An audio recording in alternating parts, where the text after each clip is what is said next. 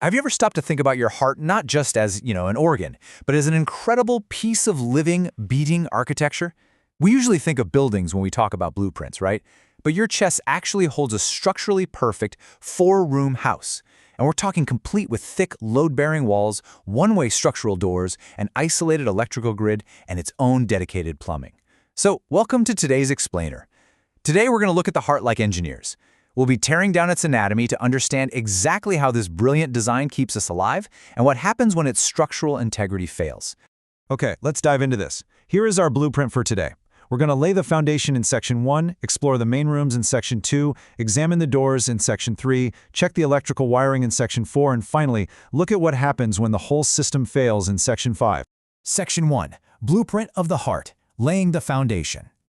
Before we actually walk through the rooms, we really need to understand the physical property of this structure. Your heart rests perfectly on the central tendon of your diaphragm. That's the large muscle that helps you breathe. But what's truly astonishing here is its size. Despite pumping thousands of gallons of blood every single day, your heart is just slightly larger than your clenched fist. It weighs roughly 250 to 300 grams. It's this incredibly dense, hyper-efficient machine. And the craziest part? It never stops moving. That brings us to the cardiac cycle. Think of this as the relentless rhythm of our living house.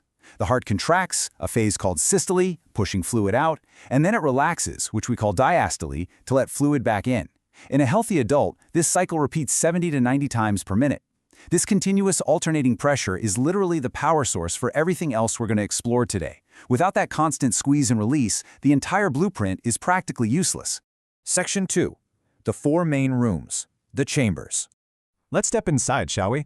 The heart is divided into four main rooms. You've got your top receiving bays and your bottom heavy lifters. And there is a massive mechanical difference between the right and left sides. Just notice the sheer difference in wall thickness between the two lower rooms, the ventricles. The left ventricle's wall is 3 times thicker than the right ventricle's. 3 times. Why? Well, because the right ventricle only has to pump blood right next door, into the low-resistance lungs. But the left ventricle, it acts as a heavy-duty pump that absolutely must force blood against high systemic pressure to the very tips of your toes and the top of your head. Because of this intense workload, its cavity is perfectly circular to maximize pressure, whereas the right ventricle is kind of just crescent-shaped. And taking a closer look at the interior architecture of that left ventricle, notice those thick, rough muscular ridges lining the walls? Those are the trabeculae carneae. This isn't some smooth, passive room, it's a rugged, heavily fortified chamber. You can also spot 2 massive papillary muscles jutting right out. This specific muscular architecture is absolutely crucial. It's needed to generate the violent twisting contraction required to blast oxygenated blood into the aorta and out to your entire body. Section 3. Structural doors and valves. Directing the flow. So, if you have rooms under immense pressure, you obviously need doors that slam shut against backflow, right? Well, the heart uses 2 completely different types of doors. On the left side, we have the atrioventricular, or AV valves. These separate the top rooms from the bottom rooms. And they are actually tethered by literal internal tendons called chordae tendineae, which anchor right down into those papillary muscles we just looked at. When the ventricle squeezes, the muscles pull the tendons taut so the door doesn't blow backward off its hinges. But on the right side, we have the semilunar valves, the exit doors of the heart. These are entirely different. No internal tendons here. Instead, they're made of 3 self-sealing pocket-like cups. When blood tries to fall backward, it catches in these pockets, ballooning them out until they snap shut together in the center. Pure genius. But you might be wondering, what actually holds these doors in place? Surprising as it might sound, it's something called the skeleton of the heart. This is a dense, rigid layer of fibrous tissue right in the center of the organ.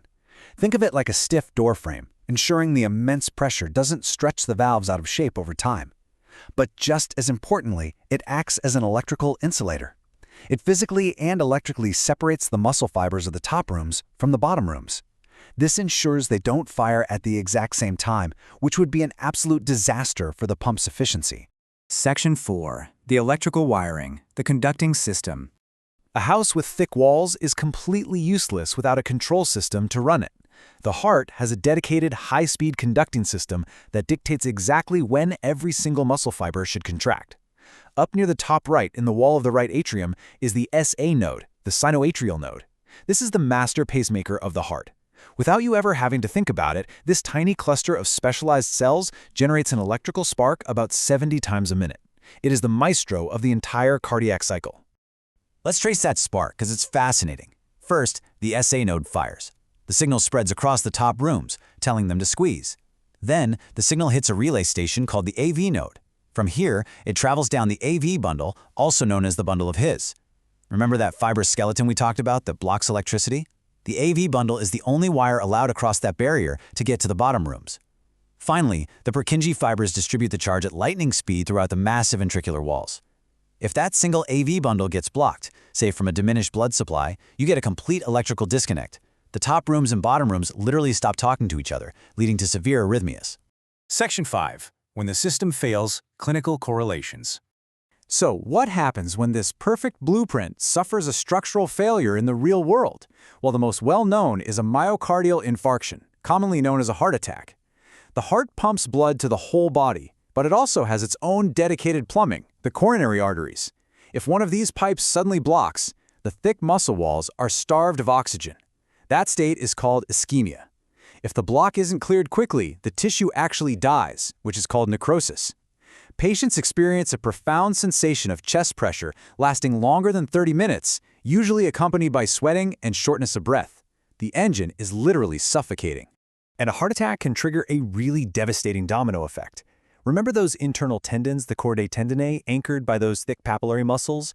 If a myocardial infarction kills the tissue of a papillary muscle, that muscle can literally tear right off the wall under the immense pressure of systole.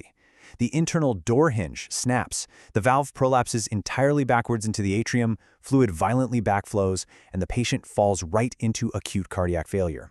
Now, sometimes the blueprint has flaws right from birth, and this is a prime focus for us in this explainer. Tetralogy of Fallot. It's a critical congenital condition. Tetralogy means there are 4 simultaneous structural defects, but the core driver of the danger is pulmonary stenosis, a severe narrowing of the exit door to the lungs. Because this door is pinched so tight, the right ventricle has to work incredibly hard to push blood through. Over time, kind of like a bodybuilder lifting weights, the muscle dangerously hypertrophies or thickens. It's a really striking example of how one single narrow door can completely warp the architecture of the entire room behind it. Another striking plumbing failure is coarctation of the aorta. The aorta is the massive main pipe exiting the left ventricle. In this congenital defect, the aorta is suddenly pinched narrow. But it usually happens after the arteries for the arms and head have already branched off. Because of this crazy architectural bottleneck, a patient will literally have 2 entirely different blood pressures in the exact same body. They might have a dangerously high blood pressure, like 126/20, in their upper limbs, while the blood pressure in their legs is weak or sometimes even unrecordable because the flow is heavily restricted after the blockage. It's an incredible, yet really dangerous feat of fluid dynamics. We've explored the layout, the walls, the doors, the wiring, and the plumbing. It is a true masterpiece of biological engineering. So, as you sit there right now listening to this, take a second to notice it. Can you feel that rhythmic systole and diastole beating relentlessly in your chest, 70 times a minute, day in and day out? It's your very own architectural marvel, keeping you alive. Thanks so much for joining me on this explainer, and I really hope you walk away with a newfound appreciation for the incredible blueprint right inside you. Catch you next time.